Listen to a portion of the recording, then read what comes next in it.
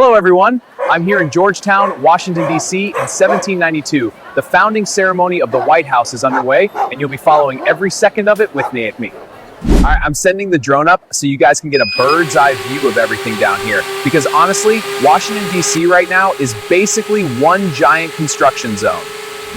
Can you guys guess what's happening right now? Get ready, because what you are witnessing now is, in fact, history being written. You see who's standing right behind me? That's George Washington. And today is October 13th, 1792, the day of the White House cornerstone ceremony. Okay guys, you're gonna love this. Can you guess what building is right behind me? Yes, this is the White House in 1796.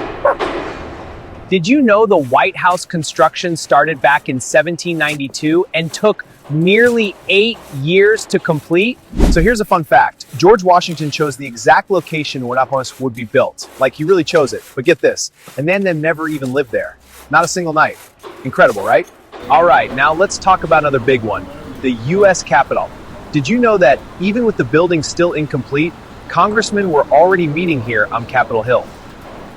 Okay, so fun fact. When the U.S. government packed up and moved to Washington, D.C. in 1800, the Capitol wasn't even finished yet. Like, they literally moved in mid-construction. Only the North Wing was done. As the sun went down, the workers wrapped up at the construction sites around the new Capitol and headed down the dirt roads towards the little candlelit taverns. In big iron cauldrons, a hearty stew of vegetables and salted meat was slowly bubbling away, and right alongside it, freshly baked cornbread, still warm straight out of the oven. Inside these humble taverns, every wooden bench was packed.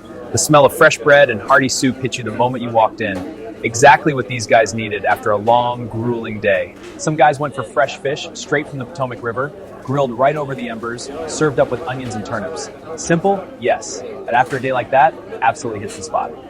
With laughter, stories, and mugs of cider being passed around, this tavern became their home away from home.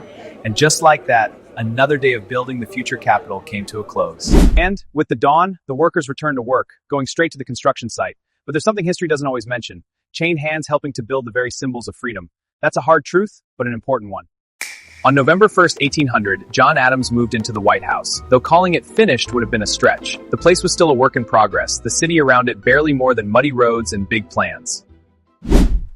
Looking at the White House today, it's hard to believe this place is over 225 years old. And believe me, in the past, it was invaded and completely burned down. Want to know what happens next? Stay tuned, because several other stories continue in the next video. And if you like interesting historical facts, be sure to follow the channel. There's much more content like this.